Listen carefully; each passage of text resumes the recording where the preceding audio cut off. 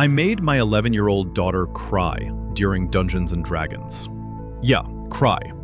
And the crazy part? The session ended with hugs and cheers. But my wife? She's still pissed. She thinks I pushed it way too far.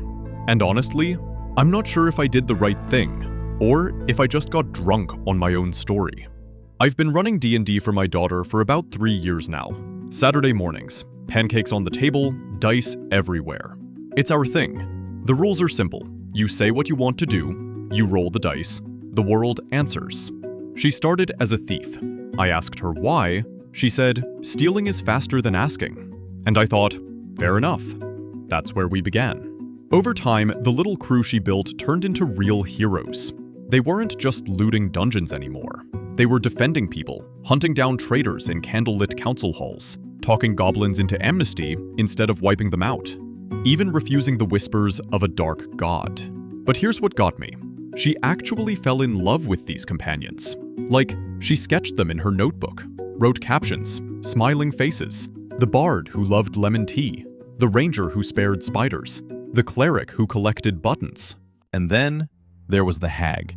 At first, just some creepy figure in the background. A rumor, then a letter, then a dream. Always watching, always waiting. By the time this arc rolled around, the hag wasn't funny anymore. She was terrifying. And then she struck. She kidnapped Miri, that button-collecting cleric, my daughter's first real friend in the game. When I told her, she went dead quiet. She grabbed a pencil, traced the map, and whispered, "We're getting her back." So they find the hag's lair, its roots twisting into a tunnel, a door made of antlers, a lantern that felt alive, like it was breathing. Inside, 3 stone circles, each one binding someone she cared about. Miri, the ranger, the bard. And then a 4th circle. Empty, filled with smoke. Exactly her size. The hag's voice was calm. Too calm.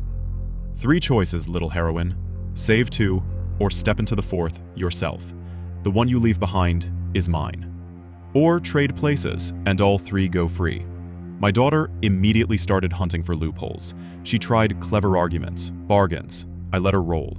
Every time, she just missed. The dice betrayed her. I saw her lip tremble. She looked away, fighting back tears. From the kitchen, my wife gave me this look. Honey, maybe this is too much. But I know my kid. Silence, for her, means she cares. I asked gently, "What's your character thinking right now?" She muttered, "I don't want anyone to die." She tried one last thing. I give the hag my magic. My money, my memories, anything. She rolled. The dice said no. And then she broke. Angry, helpless tears. "It's not fair. You said choices matter. How can I choose?" My wife's hand landed on my shoulder. Quiet, firm. She's 11. Inside me, 2 voices were screaming. The dungeon master in me wanted to be honest. The dad in me wanted to stop everything, scoop her up, and rewrite the scene. I took a breath. "Sometimes heroes make a choice that hurts," I said, "because it lets others live. But I won't make you decide who dies. There's one more way." I gave her a terrible, shining option. "Step into the circle yourself. Swear your life. If you mean it, the circle takes you. Your friends go free, you don't." Her eyes widened. "And then, I die?" I nodded. "Your character dies. We can stop if you want." She held her lucky die so tight her knuckles turned white. My wife muttered, "This is insane." And honestly, maybe she was right. But my daughter lifted her chin, the same way she does when she's about to do something brave in real life. "I step into the circle," she said, voice shaky but steady. "I give my life to save them." And right there, I swear, time slowed down. Her voice was trembling, but I could hear this steel underneath. My chest just clenched. Part of me wanted to break character, to pull her out and remind her it's just a game. But another part knew this was her choice. And if I took it away, I'd be robbing her of the very thing she'd been building toward all these years. The air went still, roots loosened, the hag's smile faded. Dice didn't matter anymore. And then the twist, the one I'd been planting in scraps of lore for months. Her soul wasn't a coin to be traded. It was a key. A voice older than the swamp said, A life freely given returns threefold. The sacrifice didn't erase her. It restored her. The lair shook, circles shattered. Miri sprinted into her arms, crying and laughing, buttons flying everywhere. The bard dropped his lute. The ranger whispered over and over, "I thought you were gone." My daughter looked at me, stunned, tears still on her cheeks.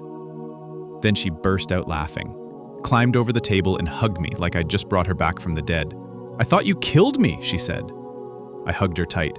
"I would never take you somewhere without a way home." She sniffled, grinning. "We saved them." But my wife? She didn't feel that same release. She'd been holding her breath the whole time. "I'm glad she's happy," she said. "But you made her cry like her friends were actually going to die. That's not a game. That's a trap." The joy thinned. I sat there, feeling triumphant and guilty at the same time. Later, doing dishes, she told me straight, "I didn't sign up for therapy-level meltdowns at the table." And I said, "I didn't sign up to lie to our kid about how stories work." And then I admitted something that stung. Maybe I liked it too much. The weight, the drama, the way it made her care. "She's 11, my wife said. I shook my head. "She's 11, and she's brave." That silence between us, neither of us wrong, neither of us totally right. The next morning I asked my daughter how she felt. "Scary, but good scary," she said. I didn't want anyone to die. But when the voice came, it felt like I was telling the truth. Then she asked if she could write Miri a song from the bard. "Is the hag gone forever?" she asked. I smiled. "Probably not. Heroes always need mirrors." My wife softened a little.